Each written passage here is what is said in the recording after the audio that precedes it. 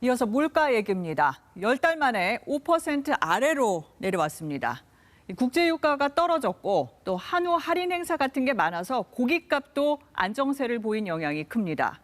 하지만 이런 흐름이 이어질지는 불투명합니다.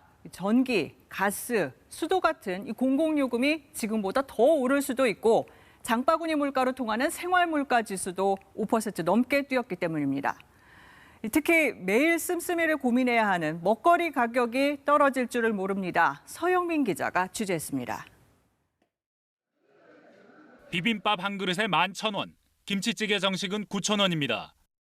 빵으로 이렇게 간단하게 해결할 때도 많거든. 워낙 밥값도 너무 오르니까 부담이 많이 가죠. 서울 기준으로 비빔밥과 냉면 평균 가격이 10,000원을 넘어서는 등 외식 품목이 10% 넘게 올랐습니다. 집밥을 해먹으려 해도 쉽지 않습니다. 참치캔과 어묵 등 가공식품은 물론 풋고추와 파, 양파 등 음식 재료값도 많이 올랐기 때문입니다. 실질적으로 가정에서는 이런 장 하나 보는 것도 되게 부담이 되는. 실제 2월 물가 상승에 대한 품목별 기여도를 보면 외식 등 서비스나 가공식품, 전기, 가스, 수도 요금이 미친 영향은 전달보다 떨어지지 않았습니다. 그런데도 물가는 정부 예측보다 더 빨리 지난달 4%대에 들어섰습니다. 국제유가 안정으로 석유류 물가는 2년 만에, 쇠고기 가격이 내리면서 축산물 물가는 3년 5개월 만에 하락한 덕입니다. 안정세가 지속될 걸로 장담하기엔 어려운 요소들인데 물가 상승 둔화가 뚜렷해질 것이라는 정부 전망에 마냥 안심할 수만은 없는 이유입니다.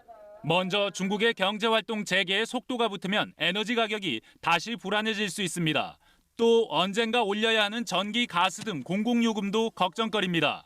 한국은행은 전기, 가스 요금 같은 체감도가 높은 항목이 오르면 물가가 더 오를 거란 기대감을 높이고 에너지 물가 오름세는 외식 비용 등을 높여서 물가 상승 둔화를 더디게 할 수 있다고 분석했습니다.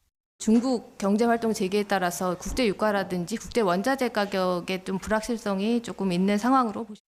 일단 정부는 상반기에 공공요금 동결 기조를 유지하며 먹을거리 가격 안정에도 힘써 체감 물가를 낮출 계획입니다. KBS 뉴스 서영민입니다.